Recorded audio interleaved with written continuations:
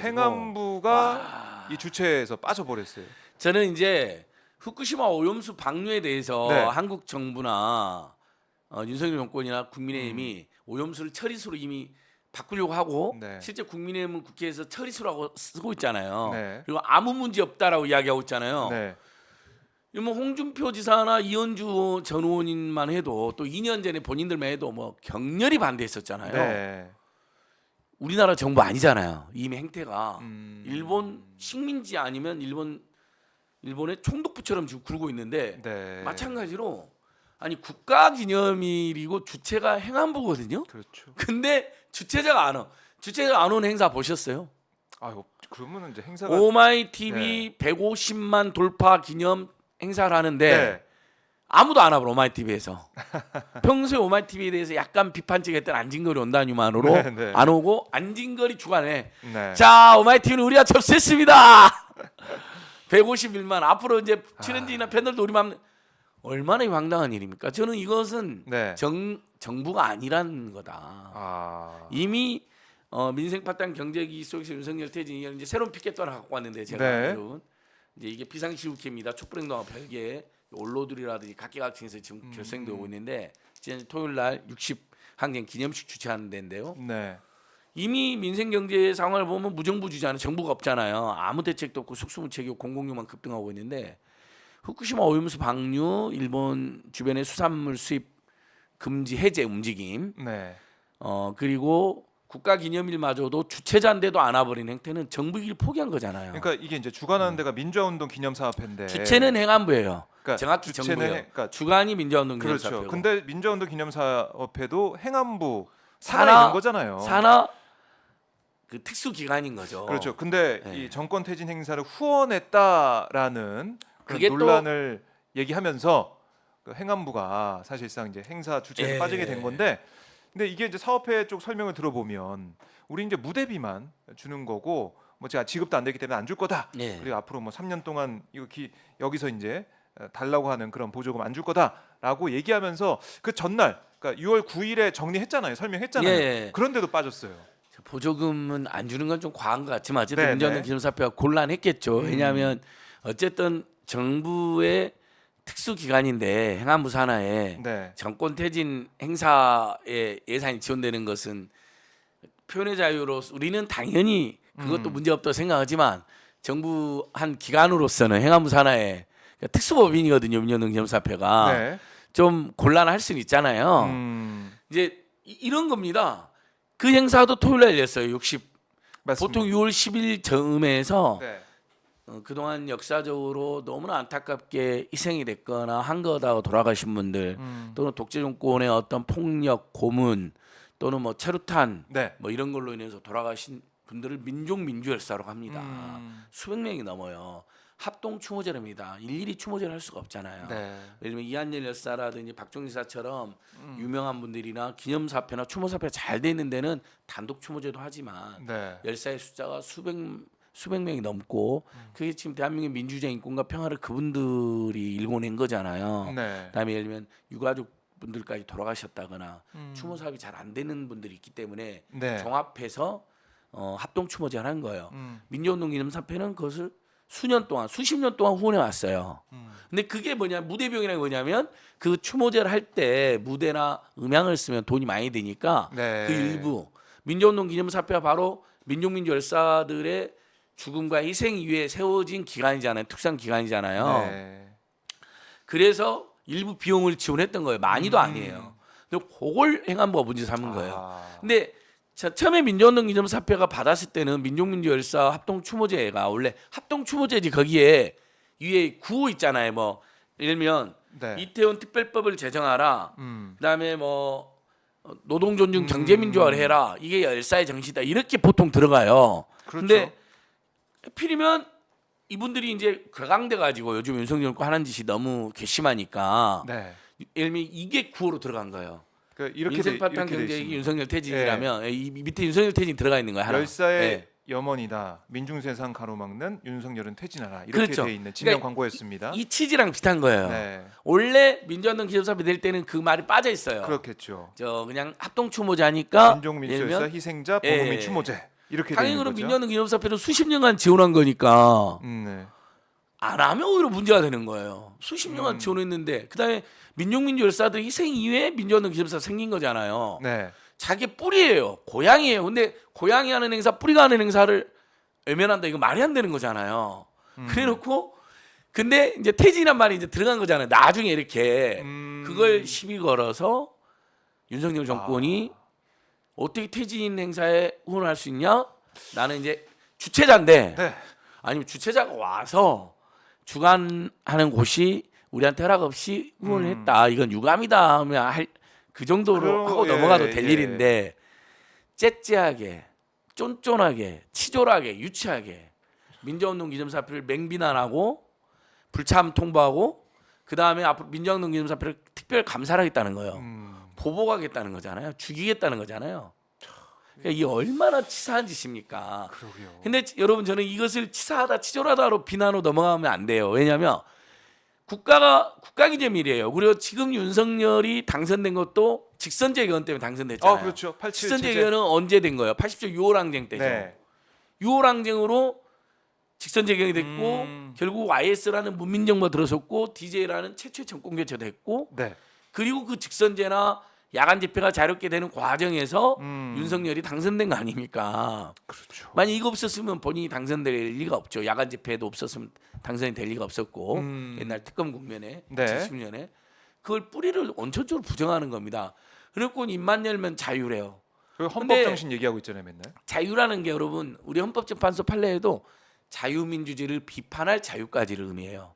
자유민주주의 체제가 아무리 우월하다 하더라도 네. 그 체제에 문제가 있으면 그걸 비판할 자유까지를 포함하는 거고 자 정치 표현의 자유에 예를 들면 윤석열 정권을 비판하는 사람도 있을 수 있고 네. 지지하는 사람도 있을 수 있고 그렇죠. 나는 판단을 유보한다는 사람도 있을 거고 근데 상당수 국민들은 이제 여론조사 나왔지만 50% 이상 국민들은 탄핵이 필요하다는 사람도 있을 수 있고 아니다 탄핵보다는 당장 끌어내려야 된다 타도해야 된다는 사람도 있고 이 퇴진이란 말도 일종의 항의의 표시거든요. 구호. 예, 구호예요. 예. 레토릭이기도 하고 실제로 끌어내려야 된다는 의미도 있지만 네. 한편으로는 윤석열 아웃 그럴 때는 제발 나쁜 짓 하지 말라는 의미도 있는 거잖아요. 그러면 다른 날도 아니고 60항쟁 기념일인데 네. 또 주간 행사가 민주화 기념 사업회고 그 예산 지원한 데가 또 민족민주열사 합동 추모제예요. 예. 민주주의나 민생이나 평화나 노동 해방을 위해서 목숨을 바치거나 희생당한 분들인데 네. 당연히 그 유가족들이나 지인들은 현 정권에 대해 비판적일 가능성이 높잖아요. 그 표현으로 윤석열 정권 퇴지 들어갔으면 행안부 장관이 이러면 되는 거예요 와가지고 네. 요즘 우리 정부에 대해서 우리 국민들께서 뭐 다양한 비판하고 있는 걸로 알고 있다. 뭐 퇴진 구호도 그래서 나온 걸로 알고 있네. 저희들이 더 잘하겠습니다 하면 쿨하고 멋있잖아요. 네. 그러나 이 자들은 그럴 생각이 없는 거죠. 노동조합을 깡패로 몰고 폭력배로 몰고 간첩으로 몰고 시민단체들은 정부 보조금 받는 데가 거의 없는데 마치 네.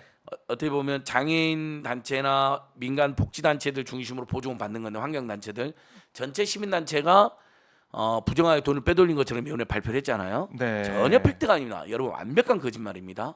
그거에 이어서 이제 민주화운동 기념사표처럼 본인들이 꼴보기 싫은 네. 이런 정부 유관 기관들까지 손을 보겠다는 거죠. 그래요. 이 60항쟁 국가 기념일에도 불구하고 행안부가 주최자인데도 불참한 이런 상황들 짚어주셨고, 자 정부이기를 포기한 거죠. 네, 정부이기를 포기했다 이렇게 예. 지적해 주셨고 이 얘기 잠깐 이어서 가보면은 윤석열 대통령 지지율 예. 오늘 이제 발표된 게 있습니다. 네. 리얼미터가 미디어 트리뷴의 의뢰로 이번 달 5일과 7일에서 9일, 그러니까 나흘간 이제 전국 18세 이상 유권자 2,004명에 대해서 조사해봤더니 윤 대통령 국정 수행에 대한 긍정 평가가 전보다 1.5% 포인트 하락했습니다. 네. 38.3%로 집계가 됐고요. 2주 연속 하락세를 기록하고 있는 모습이고 이건 자세한 사항은 중앙선거 여론조사 심의위원회 홈페이지를 보시면 되겠습니다.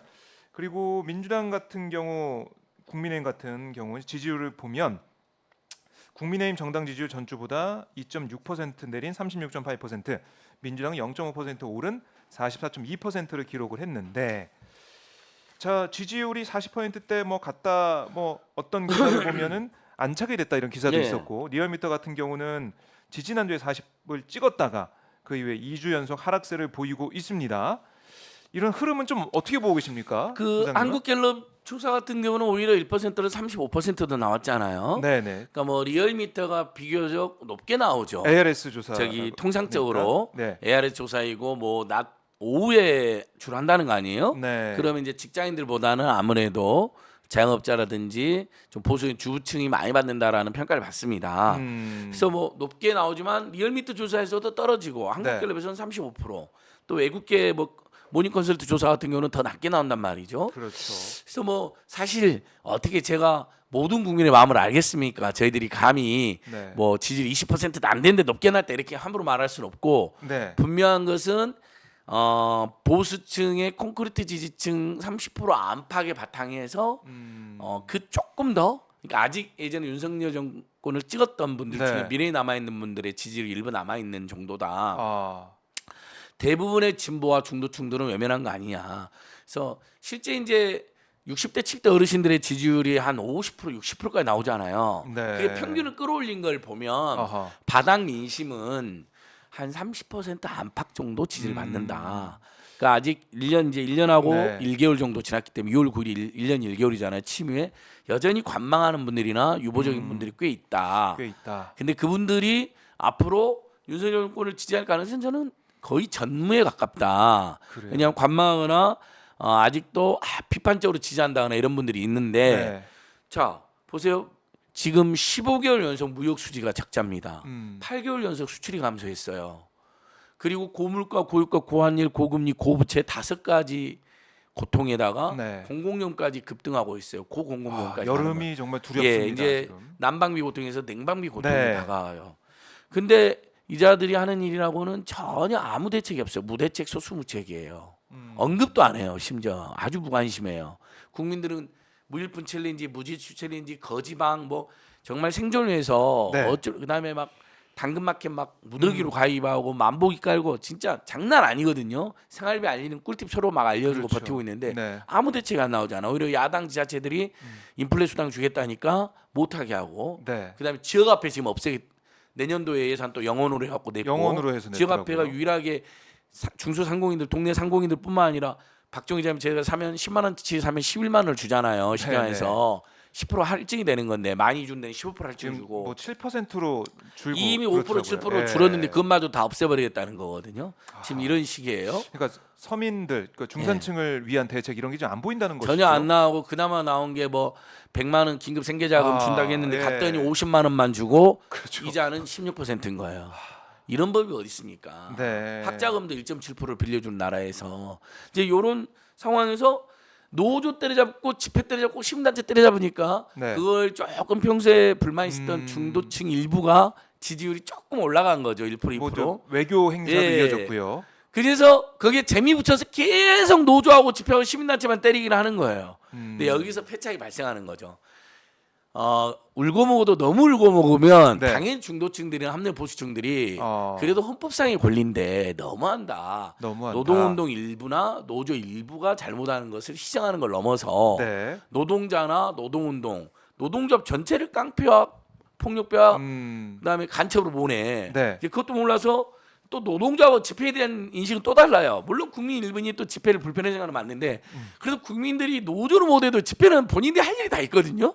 그렇죠. 그렇잖아요. 네. 내가 노조에 가입은 못해도 나는 노조원이 아니어도 집회는 동네에서 다 또 하게 되거든요. 어떤 일로든지 간에 1인실 하던 동네 여러 이슈가 있으니까. 네. 근데 그 집회를 야간에 못하게 한다 그러고 집회 자체를 불온시하네. 지난주에도 네. 대법원 대표에서 있었던 그리고 야간 문화제 그동안 해산됐어요. 평화롭게 했던 노동자들이나 시민들이 야간 집회를 지금 강제로 지금 해산시키고 있잖아요. 이자들이. 네. 이건 중도층들이 보기에도 너무하는 짓이 되는 너무한다. 거거든요. 나도 언젠가 집회해야 될지 모르는데 노조에 네. 어떻게 보면은 못마땅하고 노조를 집회가 못- 불편한 부분이 있었지만 그럼에도 불구하고 이렇게 다 막아버리는 거, 강경 대응하는 거, 캡사이신 등장하고 물대포 그다음에 올 수도 있다. 노동자를 고공농성 중인 네. 노동자를 하루밖에 안 됐는데 올라가서 피투성이 만들었잖아요. 그분이 또 최저임금위원회 위원이에요. 노동자위원회예요.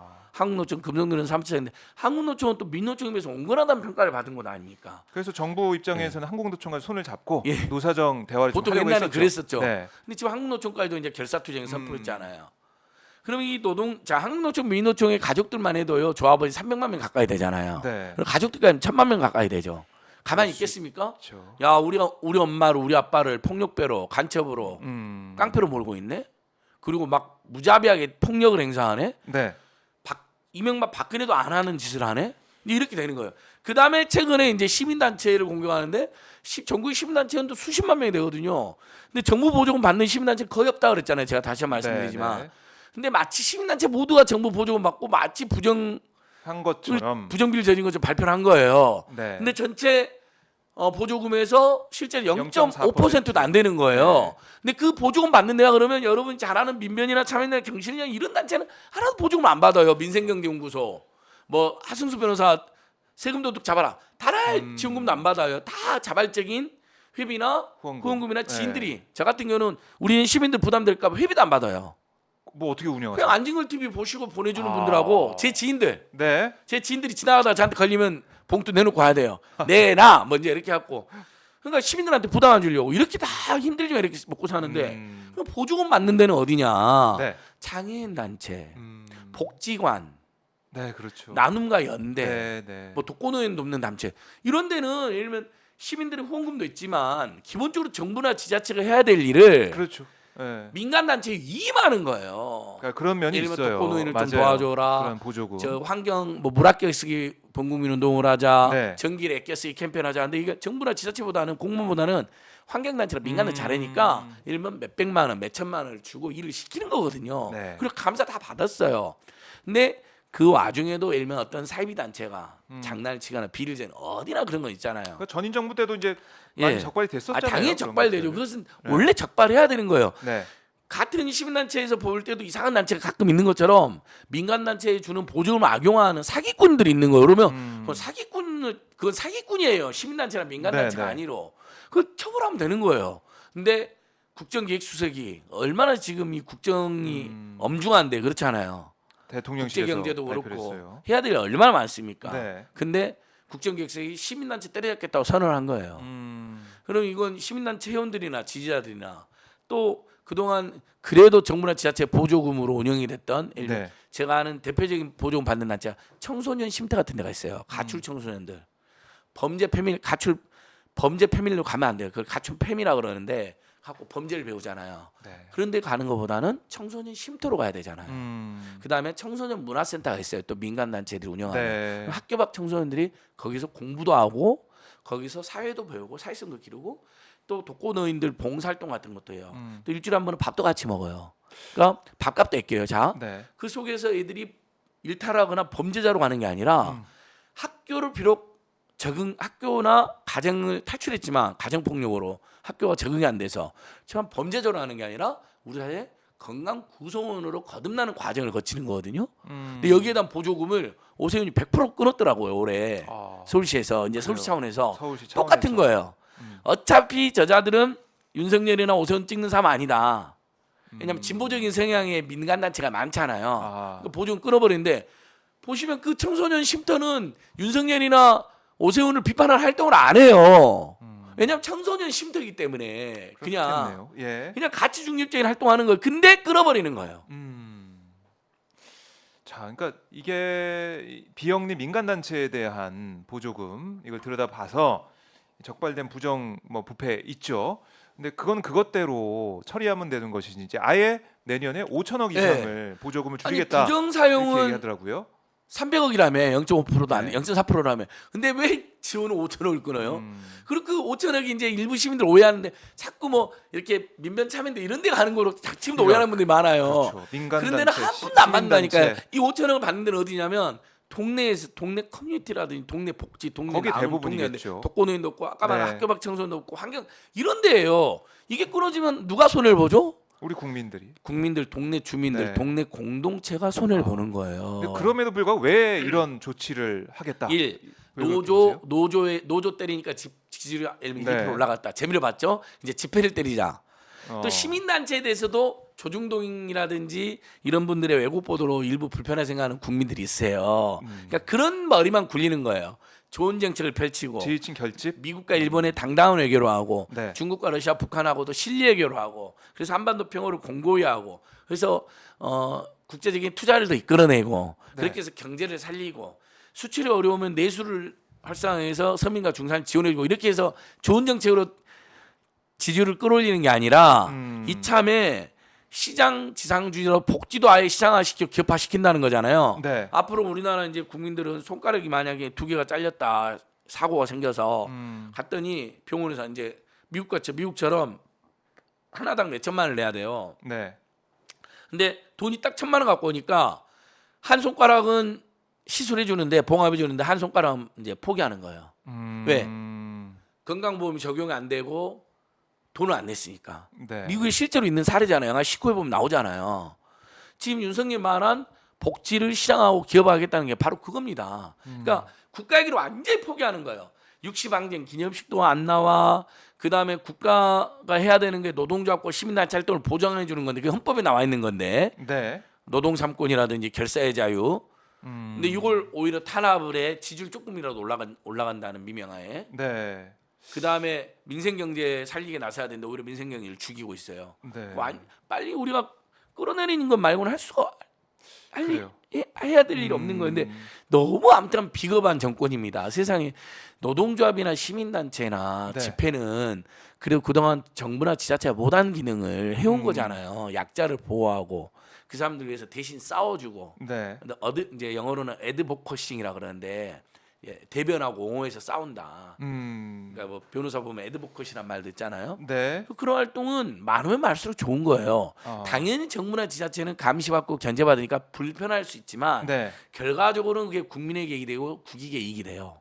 나라가 정상적으로 운영하는 데 도움이 되고 현대 보수적인 사역자도 인정하는 이 복잡한 현대사에서는 정부나 시장도 네. 선의를 가지고 있지만 실패할 수 있다는 거예요. 이걸 정부의 실패, 시장의 실패라고 그러는데 그걸 보완해주기 위해서 비정부 기구, NGO, 비영리기구 NPO가 있는 네. 거거든요. 그래서 코피 아난 사무총장이 21세기는 NGO의 시대다. 네. 유엔이 NGO로 활동 엄청 장렬해요.